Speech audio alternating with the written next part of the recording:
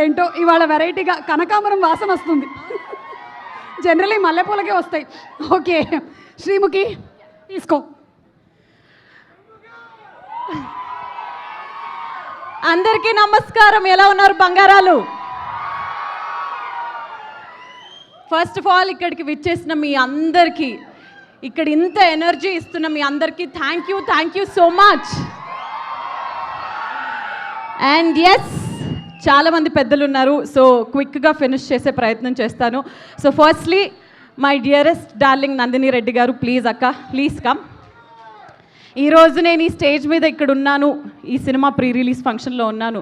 2.5 సంవత్సరాల తర్వాత బోలా శంకర్ అనే సినిమా తర్వాత ఇక్కడ ఉన్నాను అంటే దానికి ఏకైక కారణం మీరు.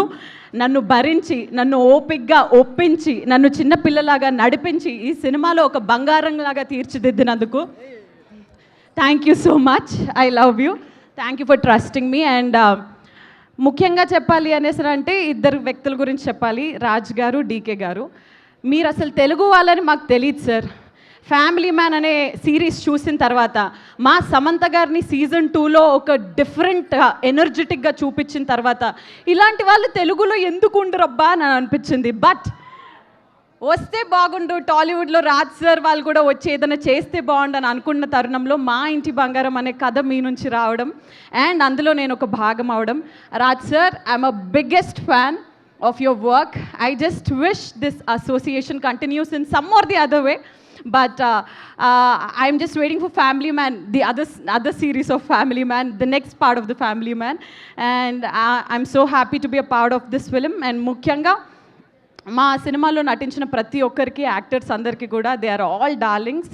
అందరితో బాగా కలిసిపోయాము. ఈ మాట అందరు చెప్పేదేలాగా అని అనిపించినా కానీ ఒక ఫ్యామిలీ ఎంటర్టైనర్ కాబట్టి కలిసి కట్టుగా అందరం చేశాము. అండ్ ఫైనలీ ట్రాలాలా అనే ఈ బ్యానర్ పై శుభం అనే సినిమాని మీరు ఎంతగానో ఇష్టపడ్డారు.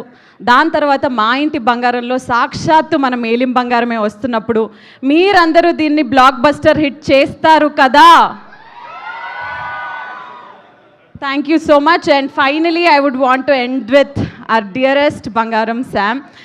Sam, మీ గురించి చాలా చెప్పాలి కానీ ఐ నో చాలామంది ఉన్నారు, బట్ సమంత గారి గురించి వినడం తప్పితే ఆవిడని డైరెక్ట్గా చూడడం, ఆవిడతో వర్క్ చేయడం, నిజంగా ఎలా ఉంటారు, ఆవిడ ఎలా ప్రవర్తిస్తారు, ఎలా మాట్లాడతారు అనేది లైవ్లో చూస్తున్న ప్రతిసారి నిజంగా 15 సంవత్సరాల సినిమా ఇండస్ట్రీ జర్నీ ఒక ఎత్తు, ఇంత స్టార్డమ్ ఒక ఎత్తు, ఆల్మోస్ట్ అన్ని లాంగ్వేజెస్లో అందరికీ పరిచయం ఉన్న వ్యక్తి సమంత గారు అని అంటే ఇంత డౌన్ టు ఎర్త్గా ఎలా ఉంటారు ఒకళ్ళు, ఇంత డిసిప్లిన్గా ఎలా ఉంటారు ఒకరు, ఒక ఫలానా స్టేజ్ రీచ్ అయిన తర్వాత, ఒక స్టార్డమ్ వచ్చేసిన తర్వాత చాలామంది రిలాక్స్ అయిపోవడం నేను చూశాను.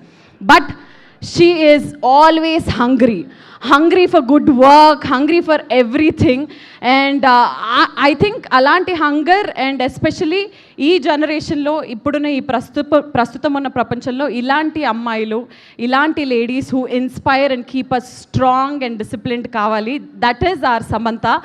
అండ్ సమంత గారు, మీ మీద ఆకాశం అంత ప్రేమ ఉంది మా అందరికీ. యాక్చువల్లీ ఇది వేరేలా, సమంత మీ మీద ఉంది మాకు ప్రేమ ఆకాశం అంతా.